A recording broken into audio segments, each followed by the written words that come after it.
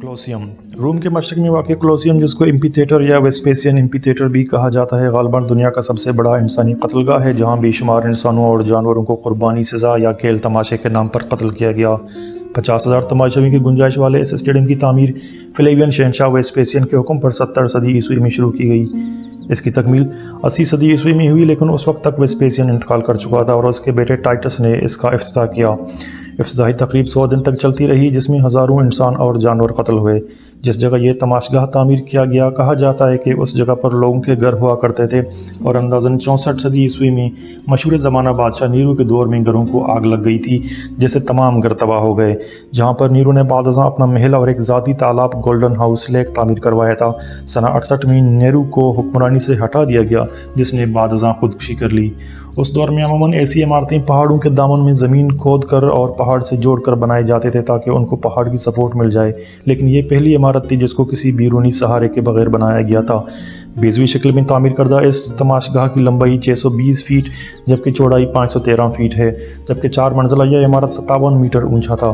इसकी तामीर में मखसूस किस्म के पत्थरों का इस्तेमाल किया गया था, जिनको दूर दराज के इलाकों से लाया जाता था। बहुत ही मजबूत और चौड़े हज़ारों सतूनों पर खड़े इस इमारत की छत को मेहराबों से सहारा दिया गया था, जिसके लिए पत्थरों की तराश और तनसीब में इंतहाई महारत नजर आती है।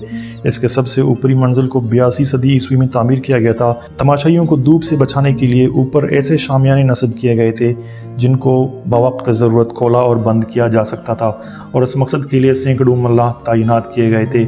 हालिया दौर में कुछ माहिरीन ये मानते हैं कि तमाशगाह में पानी की रसाई और नक्कास का भी ख़ास इंतज़ाम था, जिससे तमाशाइयों को बहरी जंग के नज़ारे भी दिखाए जाते थे। इनके अलावा ग्लैडिएटर नामी जंगजू इस मकसद के लिए तैयार किए जाते थे, जिनका न सिर्फ आपस में मुकाबला करवाया जाता था बल्कि कैदियों और जानवरों से भी उनको लड़ाया जाता था। इन मुकाबलों का फैसला अक्सर किसी एक फरीक की मौत पर ही होती थी।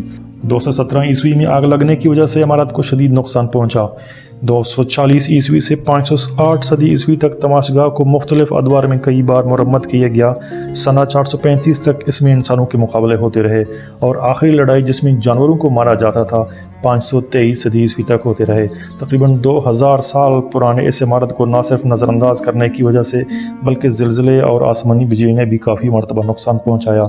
इसके अलावा मकामी लोग घरों, चर्च और अस्पतालों की तामीर के लिए भी इस इमारत से पत्थर निकालते रहे, जिसकी वजह से तकरीबन 2/3 इमारत तबाह हो गई। 1749 में एक मजहबी सरबराह ने इसको मुक़द्दस मकाम बताया। मजहबी सरबराह के मुताबिक इसमें ईसाइयों का कत्लेआम किया गया था, लेकिन तारीख़ में इसका कोई सबूत नहीं मिलता। बहरहाल इसके बाद से किसी हद तक इस तारीख़ी इमारत की हिफाजत का इंतज़ाम किया गया।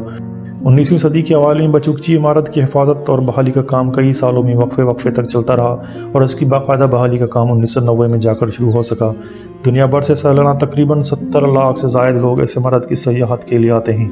यह इमारत न सिर्फ यूनेस्को के आलमी सकाफ़ती वर्षे की फहरिस्त में मौजूद है, बल्कि 2007 में इसको दुनिया के 7 नए अजायबात में से एक माना गया।